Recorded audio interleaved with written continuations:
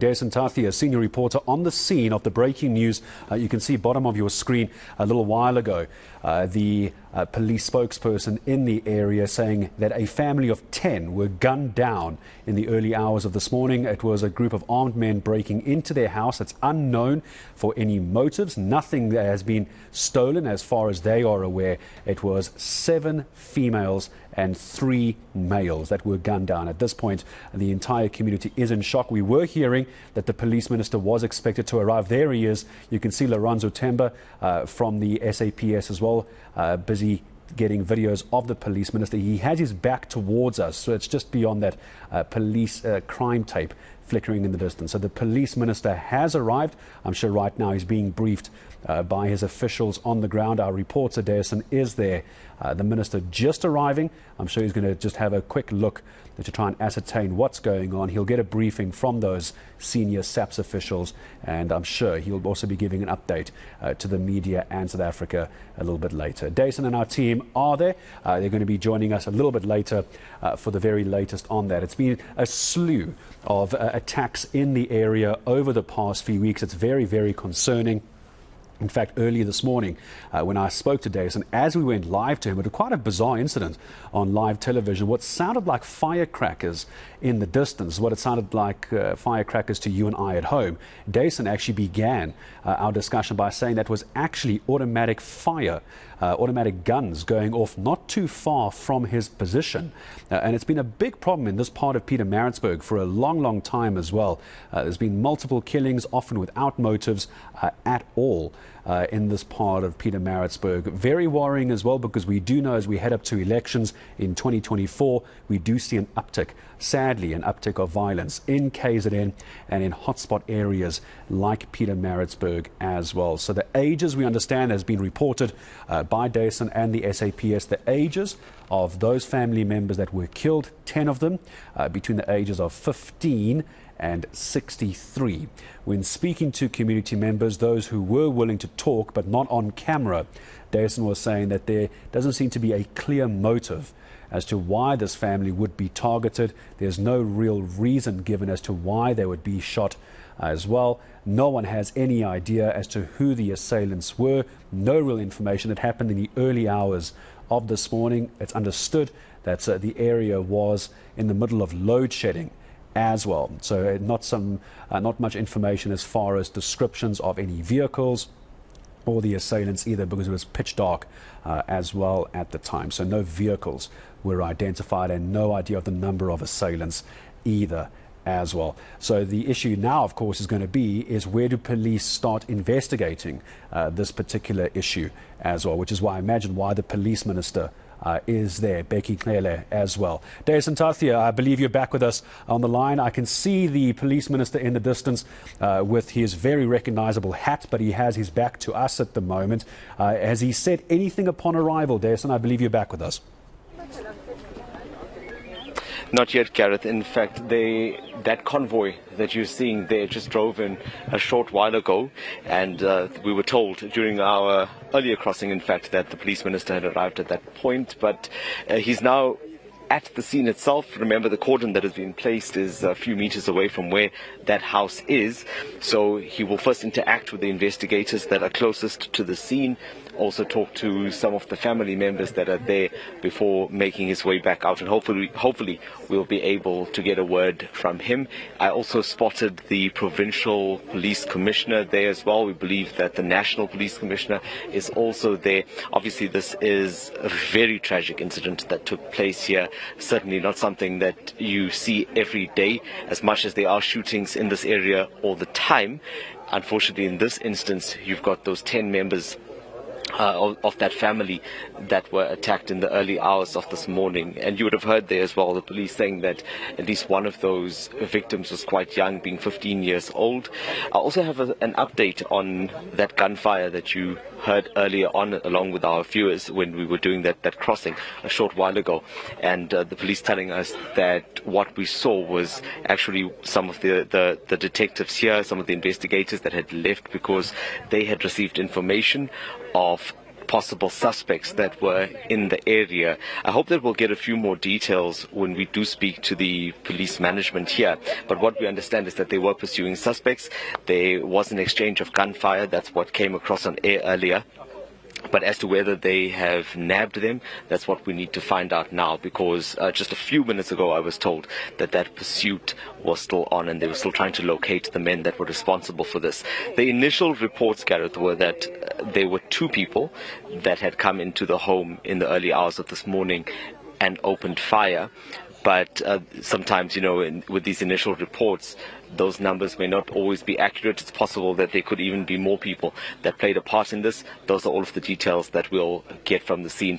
This being an active scene, and with the investigation still ongoing, it means that the information that we're getting is also quite fluid, and things are changing as they uncover more of these details. I think you may have been able to spot, I'm not sure, beyond that convoy, the mortuary services vehicle that had arrived here a short while ago, and that in itself just painted a picture of how sad and how tragic this is, because it wasn't even one of those regular vans that you have that come in and collect bodies after such incidents, but it actually looked like a truck that had driven in, and it had several compartments in which they would be using to retrieve some of those bodies that are still here at the scene. An entire family, Gareth, wiped out in just a few minutes. Well, Dasen Thathiah, it is now 11 o'clock and this is All Angles on eNCA. So you're speaking to Masego now. And I just want to find out from you, of course, one of the tough questions to the police minister and his top brass is, our state security. There's been many mass shootings in South Africa in the last couple of months, probably 10 months or so. This is not the first one, especially in KZN. And he's visited the province before after shootings, but it doesn't seem whatever they've put in place to try and mitigate the problem is helping. Not at all, Maseko, and greetings to you.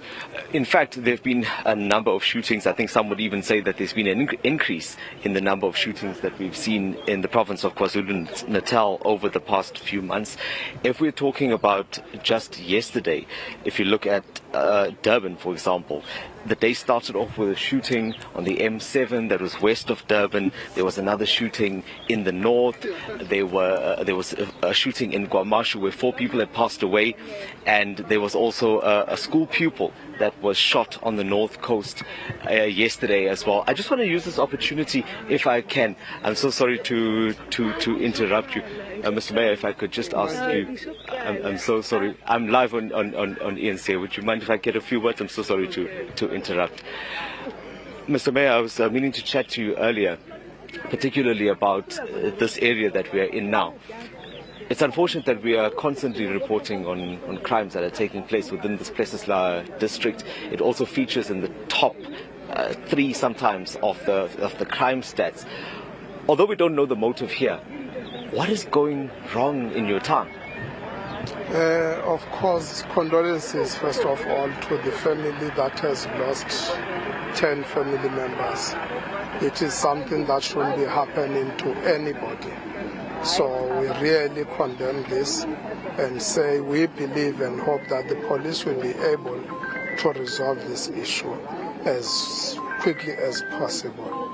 But yes, this is not something that everybody needs to be living with. We know Plesisla police station is amongst the top 10 in the country with crimes, especially hijackings and killings. But we also know that one of the reasons why these crimes are reported is because the community have got confidence in the police. I think we need to say that. But of course, Plesisla police station doesn't have enough capacity. When that police station was built, it was built for a very small community, which has tripled, which has grown to a level that it's unworkable for one police station. We will be calling to the minister to maybe consider. We do have a promise that there will be one police station in Vulindlela. We believe that will release some resources from Plesisla to focus into a small area. But for us, as Msunduzi, it's not enough. We believe there needs to be another police station in Mbali. Of course, we also note that with the load shedding, that is currently very high. It also allows criminals an opportunity to do whatever criminal acts that they want to do. Then that one comes to us as a municipality. We need to find other ways now. If ESCOM is unable to supply our people with electricity to make sure that our streets are safe at all times, we will need to come up with alternate means. Of course, we'll be announcing things that we might do end of May when we table our budget, because we will need to find alternate means now. Mr. Tebola, when we're talking about places like, it's not a unique situation where there are few resources. I mean, there are lots of areas in the province where there are few resources. But there is something here that seems to always culminate in violent crime and shootings. I was talking to a policeman earlier who was saying that there's not a day that goes past where they don't hear of 1 or 2 shootings that take place in this particular area that we are in. What have you found to be some of the factors that are influencing that rise in violence when we talk about places like and we talk about Mbali? Of course, we know the levels of poverty. That does not justify or say people must now start doing crime. But we know the levels of poverty here, but also the concentration of drugs in this area here. We know there are so many drug dealers, there are so many drug addicts. We believe that also that contributes to this, because look, there's no normal society where every 10th person you find that they are on drugs. Now that's one challenge that we believe is really destroying our area here. People are unemployed, we know. People are unemployed. Sure. So that contributes a lot. And as a city then, I mean, if you're aware of these problems of unemployment and drugs, I mean, what have been some of the measures that you've taken? Or what have been some of the things that you've been doing to try to alleviate this? This has been an ongoing issue for years here. Indeed, it has been ongoing. Like we said, we will be announcing some other measures. One, of ensuring that we attract investment. Look, it's not for us to create jobs. Ours is to create an enabling or a conducive environment for employment, and that can only happen if people are willing to invest in our city. We are dealing with issues of infrastructure that we know might pose a challenge. That's what we are dealing with, but we'll also be announcing some incentives to investors to come invest in our city, so that at least we can start to work towards reducing the levels of unemployment here, which we believe might contribute in dealing with crime levels. But of course, fighting crime is not just the government's responsibility, but it's everybody else's responsibility, working with the communities. Hence, we were in a process of starting to want to convene an imbizo, specifically in the places layer area, where we will be discussing with the community, see what role can they play, what it is that the community can do to work with us, to work with the police and everybody else involved in the security cluster to bring peace, to bring stability in our area, because we cannot see these scenes forever. Sure. Thank you so much for your time. That's the Mayor of Mzimduzi there, Mr. Mzimkulu Tebola, as we continue to wait for the police minister and his delegation to give us an update on exactly what is transpiring there. Maseko, I'm going to leave it there. I seem to have lost my connection to you, but let's see if we can re-establish that link as we continue to provide you feedback from this active crime scene here in Mbali, in Pietermaritzburg. All right. Well, it seems our senior reporter, Dasen Thathiah, has lost connection to us. But as the team tries to get a hold of him so that we can connect to him again, we'll continue to give you these visuals. If you've just joined us, this is All Angles on eNCA. And we woke up this morning to the sad news that 10 family members were killed in Mbali in Pietermaritzburg. That's in KZN. It's understood that 7 women and 3 men were killed in one house. Neighbors are telling Dasen Thathiah of hearing many gunshots throughout the evening, and they obviously then woke up to find out, or walked to the house where they were hearing the gunshots from, to find that there were 10 people who were shot and killed. So what we understand there, what you're seeing, is the police's top brass, including the police minister, Pietermaritzburg, having just arrived just about 12 minutes ago to visit this home and see if there are any survivors who can tell them what happened. Pietermaritzburg is there with the National Commissioner, Fani Masemula, and I understand that our senior reporter, Dasen Thathiah, is back with us. Dasen, just tell us, give us more information for those of the viewers who've just joined eNCA at the moment, exactly what happened in terms of what community members have told you. Are there any survivors? Is it the entire home?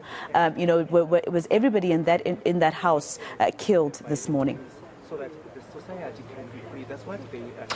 Hi, Maseko again. Sorry about that. The signal here in the area seems to be up and down, so apologies for that breakup. But just from the brief engagements we had, it appears that all of the occupants that were there had passed away when they were confronted this morning. It was in the early hours of the morning. The community in the area had heard gunfire, and that is what alerted them to what was taking place in that home where these 10 people were. And they, in fact, alerted the police at that time.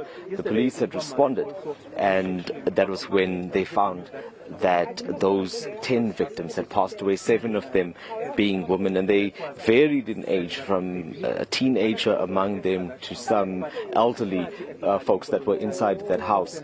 And in fact, at this point, police are saying that they are still not sure of the motive or exactly why this happened. And it happens, or this takes place rather, within the context of what has unfortunately become a daily occurrence in this Plesislau policing district, and particularly when we talk about the Mbali township. And that's what police have been saying to us, that sometimes, I remember asking one of the police officers, so are you saying that not a week goes by where you don't have a murder here? And he looked at me and he said, you're talking about a week.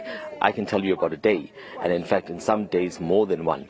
So although these incidents are quite frequent, it is particularly tragic when you look at this instance and you're talking about an entire family that has been shot dead. And there has been, while we were talking earlier, before I interrupted our conversation to talk to the mayor, Maseko, you were asking me about the current situation in KwaZulu-Natal and the number of shootings.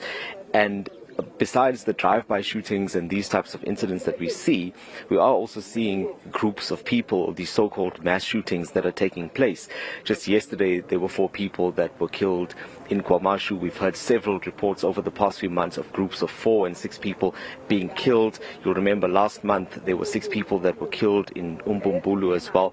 Yeah. So there's certainly a lot to be answered for by the police management on exactly why this seems to be a province where criminals can run riot.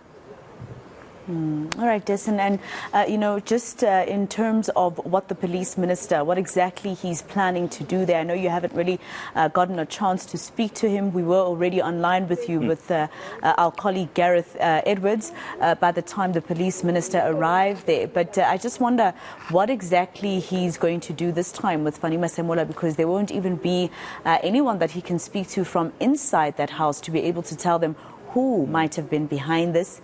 I wonder if he's going to, disperse another team to investigate this mass shooting this time again. That's right. I think what they'll have to do now, and the task for investigators, is to try to get information from not only, from the people that are around here, so the community itself. You know, one of the things that police have often said to us when we cover these types of shootings is that in many cases, the community around, or neighbors, or relatives, they tend to know what takes place, but there seems to be a breakdown in that relationship, or certain fear that comes with reporting what they know. And ultimately, that is what leads to arrests, and that assists police in their investigation. So part of his task here will also be to answer some of those questions from the mayor that I spoke to earlier. You would have heard there that the mayor will be asking for more resources. He believes that this Plesislau district under which Mbali falls is overwhelmed. So that police station here, he believes, is overwhelmed because of a lack of resources, and it shows in the crime stats, because you see Plesislau featuring in the top 3 almost every quarter and every year for being one of the top murder hotspots in the country. So that'll be a request that we'll see if the minister accedes to, or if it's something that they can do. But for now, it seems that the urgent order of business that they need to get to is to find out who did this and why, and see if they can get those people behind bars. And of course, we know, Dasen, the scene is still active, as you said a little earlier on, in terms of forensic pathology and those types of authorities that are still busy combing the scene and taking the bodies. And as you can see there, we can still catch a glimpse of the police minister, Bheki Cele, about to get more information. But Dasen, let me leave it there with you for now. We'll come back to you as soon as you're able to speak to the minister himself and try to get answers to some of the questions that we might have.